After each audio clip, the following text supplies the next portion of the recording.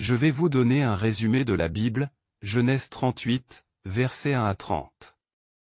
Mes frères et sœurs, aujourd'hui, nous allons plonger dans un passage de la Genèse qui peut surprendre, choquer même, mais qui recèle des enseignements profonds sur la justice divine, la responsabilité et la providence.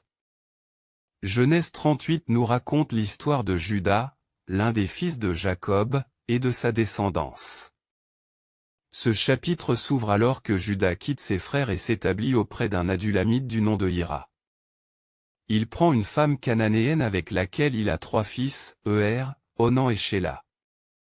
Lorsque son fils est né, atteint l'âge adulte, Juda lui donne pour épouse une femme nommée Tamar. Mais était mauvais aux yeux du Seigneur, et Dieu le fit mourir.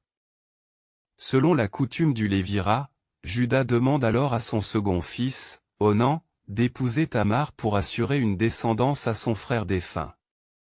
Cependant, Onan refuse d'honorer cette tradition, il sait que l'enfant ne serait pas considéré comme le sien, alors il évite sciemment d'engendrer une descendance. Ce comportement déplut à Dieu, qui le fit aussi mourir. Juda, inquiet pour son dernier fils, Shéla, promet à Tamar de lui donner ce dernier en mariage lorsqu'il sera en âge de se marier. Mais au fil du temps, il ne tient pas parole. Tamar, voyant qu'elle est laissée dans l'oubli et privée de son droit à une descendance, élabore un plan audacieux. Elle se déguise en prostituée et s'installe à l'entrée d'Énaïm, sur le chemin que doit emprunter Juda. Celui-ci, ne la reconnaissant pas, la prend pour une femme de mauvaise vie et lui propose un paiement pour la coucher avec elle.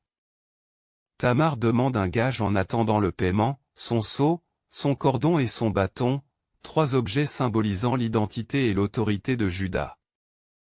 Peu après, Juda envoie son ami Hira régler la dette et récupérer les objets, mais la femme est introuvable. 3 mois passent, et l'on rapporte à Juda que Tamar est enceinte, qu'elle s'est prostituée.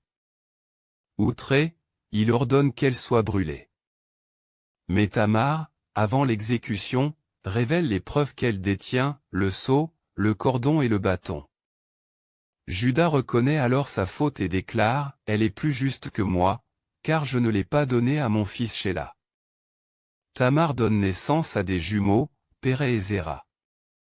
Lors de l'accouchement, Zéra tend d'abord la main, et la sage-femme y attache un fil écarlate pour marquer l'aîné. Pourtant, c'est Péré qui naît le premier, renversant l'ordre prévu, symbole du dessein divin qui dépasse les conventions humaines. Cette histoire nous rappelle que Dieu voit au-delà des apparences et que sa justice s'accomplit souvent d'une manière inattendue.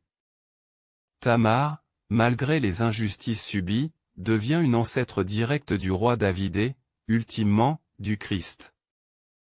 Ainsi, même dans le désordre et l'imperfection des hommes, Dieu trace un chemin vers la rédemption et l'accomplissement de sa promesse. Que cette lecture nous invite à réfléchir sur notre propre responsabilité et sur la façon dont Dieu peut transformer nos épreuves en bénédictions. Amen.